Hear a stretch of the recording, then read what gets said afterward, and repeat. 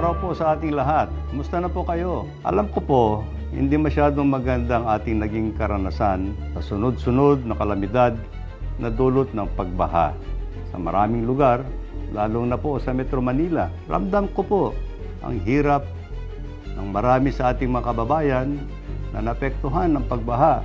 Tapos biglang nagkaroon pa itong issue ng mga substandard flood control projects. Hindi na po katanggap-tanggap ang substandard na paggawa, dinagdagan po ng mga nababalitaang guni-guni o ghost projects. Ang ating Presidente, Ferdinand R. Marcos Jr. ang nakakita sa mga ganitong ghost projects sa kanyang personal na pagbisita sa mga kinalalagyan ng mga proyektong ito. Nakakasikip po ito ng dibdib at napakasakit pong tanggapin ang mga nangyayaring ito sa ilalim ng aking panunungkulan kahit ano po ang higpit at istrikto ng ating mga pulisya laban sa katiwalian. Meron ngang nananawagan sa akin na ako po raw ay mag-leave o kaya po ay mag-resign dahil po sa isyong ito. Yan po sana ang madaling gawin, mag-resign o talikuran ko ang problema, pero hindi po ang pag-alis o pag-iwas ng responsibilidad ang tamang paraan ng paghahanap ng solusyon.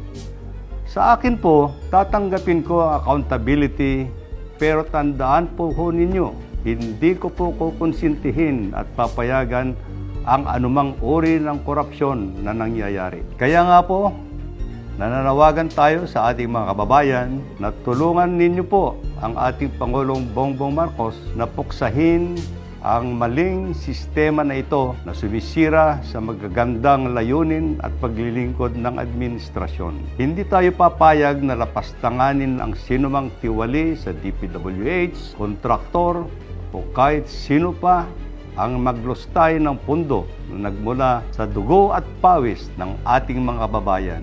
Gusto nating managot ng dapat managot, makulong ang dapat makulong. Sa katunayan, may mga ilang aksyon na tayong ginawa para matugunan ng iba't ibang issue. Kagaya ng una, pagbuo ng Anti-Graft and Corrupt Practices Committee para sumbungan dito sa departamento.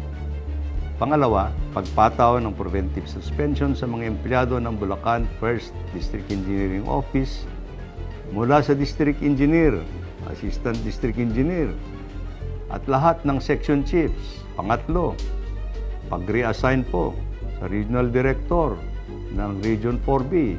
Pang-apat po, pagpataw ng preventive suspension sa District Engineer ng Batangas 1st District Engineering Office na nagtangkang manuhol sa isang kongresista. Panglima, pag-reassign sa Regional Office ng mga Assistant District Engineer at lahat ng mga Section Chiefs ng Batangas 1st District Engineering Office.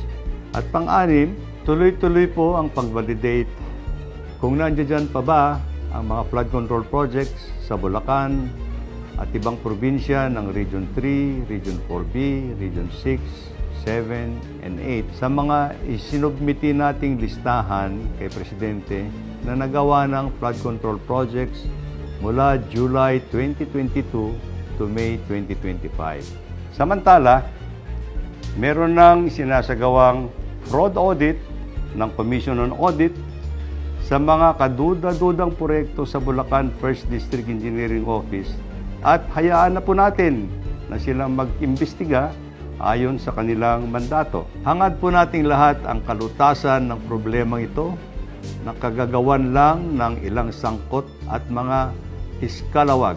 Kaya po kami nananawagan na magtulong-tulong tayo. Taas noo ko pong sinasabi sa inyong lahat. Mas marami po ang matitino at mahuhusay na mga tao sa DPWH.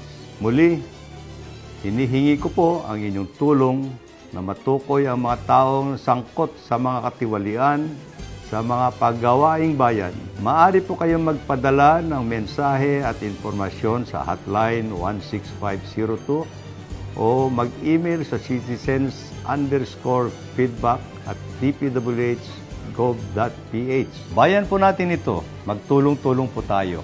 Maraming salamat po.